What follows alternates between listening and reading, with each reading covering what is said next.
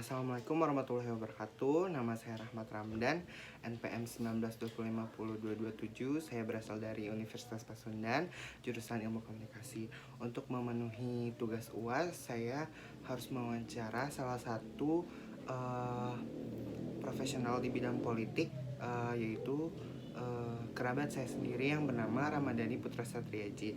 Apa kabar, Rama? Alhamdulillah baik. Iya, maaf ya mengganggu waktu santainya nih ya. Santai. Oke.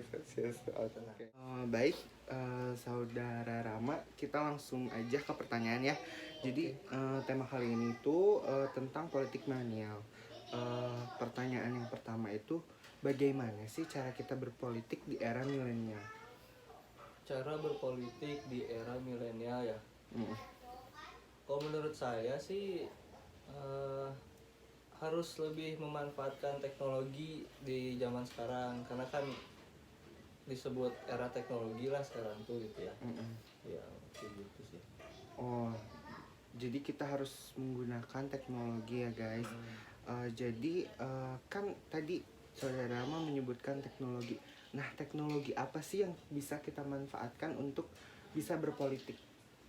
Teknologi contohnya seperti media sosial.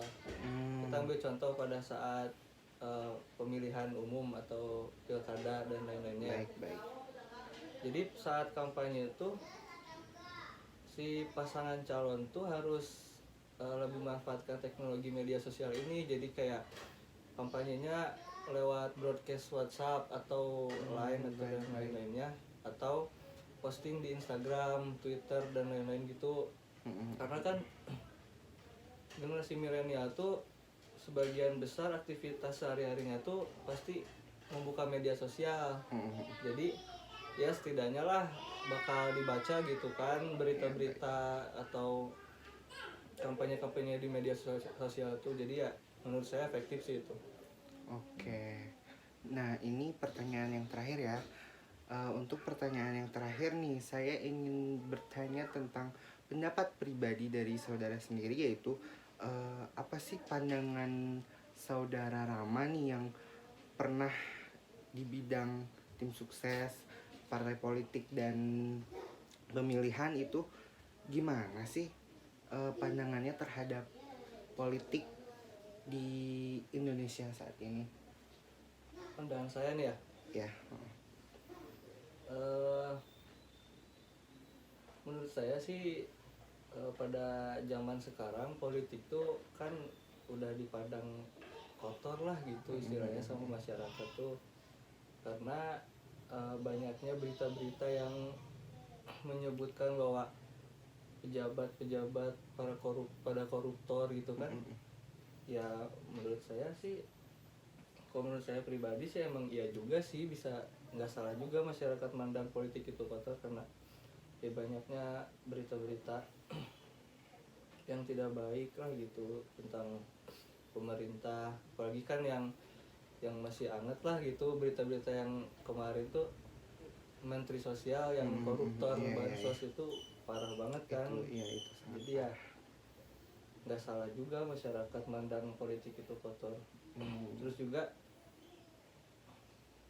kalau menurut saya generasi milenial itu sekarang lebih apa ya disebutnya, kayak apatis lah gitu sama politik tuh. Karena ya itu masuk juga ke apa, karena politik itu kotor. Generasi milenial kan ya pada pinter lah sekarang gitu. Benar. Jadi pada males lah masuk politik gitu. Apalagi kan sering juga pas pemilihan generasi milenial tuh pada golput. Karena ya mikirnya mau siapapun yang memimpin gitu kan, kalau emang di dalamnya kotor mah ya nggak bakal benar gitu. Nggak bakal maju-maju Indonesia. Susah sih emang kalau kayak gitu. Itu sih menurut saya pandangan terhadap politik.